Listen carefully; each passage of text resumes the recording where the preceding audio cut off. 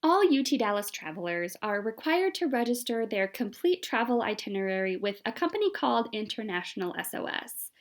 This is a travel and emergency assistance provider that UT System contracts with to offer really important services and support to their travelers while they're abroad. This registration is also how you activate your international insurance coverage, and we use the International SOS portal to identify travelers who may need assistance if they're located in an area that has seen a health outbreak, civil unrest or violent protest, a terrorist attack, or a natural disaster like a hurricane or an earthquake. Because this registration is used for these really important purposes, we want to make sure that it's done correctly and completely. So I'm going to walk you through an example.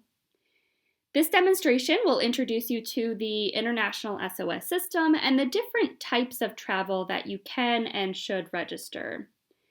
The first thing you'll need to do is create an account with International SOS. We have a dedicated ISOS webpage for all UT System travelers. This is the one that is linked in your Comments Abroad portal checklist, and I've also included a link in the video description below. Once I've navigated to the UT System dedicated My Trips webpage, I'll click the New User Register Here button at the bottom. And I'll see a registration form that I'll need to complete. I'll need to enter in my first name, my last name, my UT Dallas email address, and then I'll need to create a password and set my security questions as well. And when I'm finished, I'll click Submit. Now, before I move on any further, I'll actually need to wait until the ISOS system sends me a verification email to the email address I've provided in this form. Once I receive that email, it should include a link to verify the account that I've just created. And when I click that link and verify my account, I'll eventually be taken to my traveler profile, which looks like this.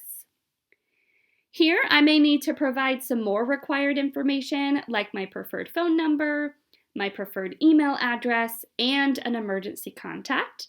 And once my profile information is complete, I'm ready to start registering my trip. So I'll click the Save button at the bottom, and then I should see a new button either at the bottom or at the top of the page that says Create New Trip.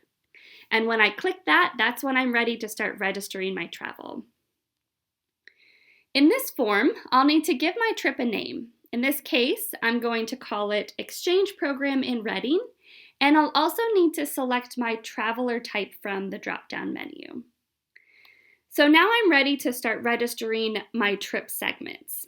I'm going to begin with my flight. So I click the Flight button, and I see that I need to enter in some information about my flight, including my airline, my departure city, my arrival city, the flight number, and the departure date and time and arrival date and time.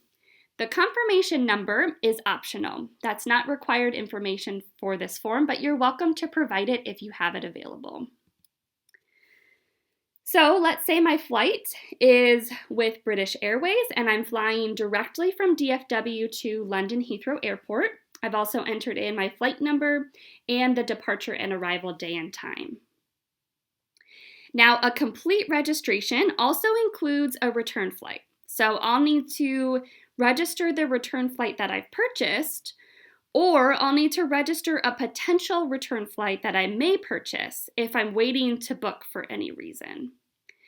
Let's say for this one, I didn't get a direct flight home because there was a cheaper option with a layover in Paris. So I'll need to register both legs of that return trip because my registration needs to show me leaving the United States and returning to the United States after my program has ended. So in that second entry, I'm going to enter in the information for my flight from London Heathrow to Paris. And when I'm finished, I'll click the Save button at the bottom. So I'm not finished yet. I need to also register the second leg of that return flight from Paris back to Dallas. So I'm going to click the Flight button again, and I'll be given 2 more entries that I can complete. Now I only need the first entry. I only need to enter in my American Airlines flight from Paris to Dallas, and I provide the required information for that leg.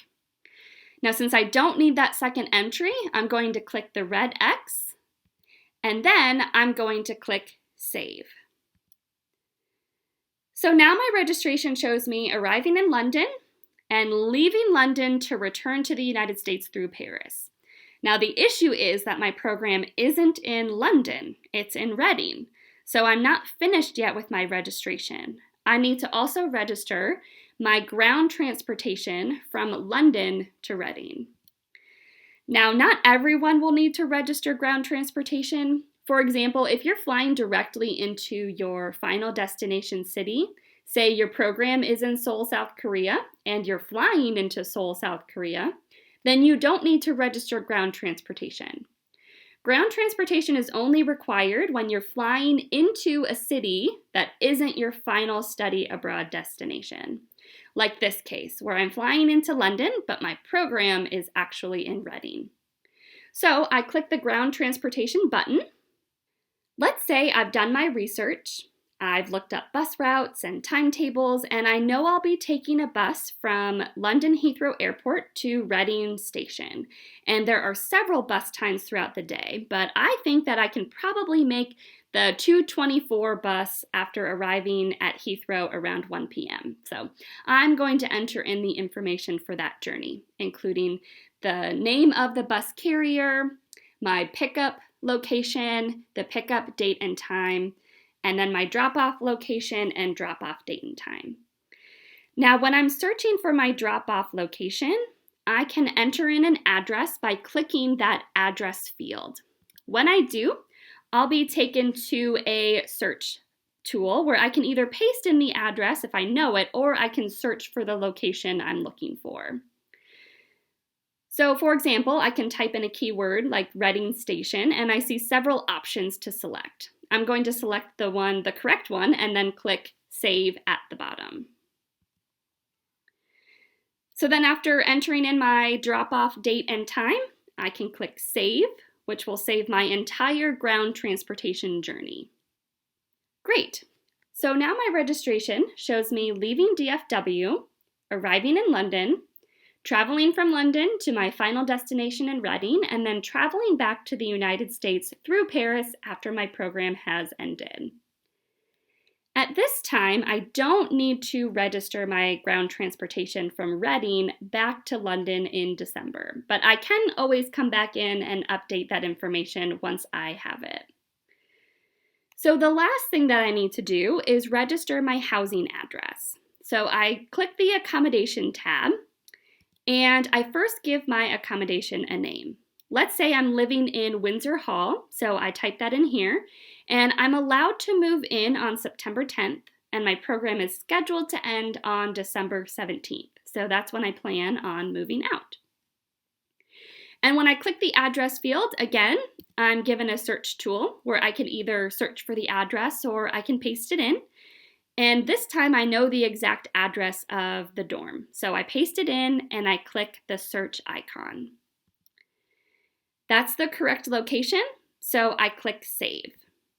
And then I click Save one more time to save my entire housing information.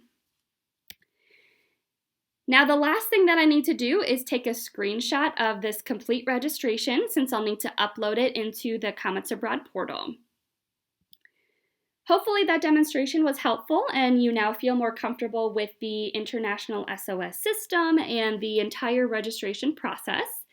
If you have any questions or you run into any issues as you register your travel itinerary, please contact us at educationabroad@utdallas.edu.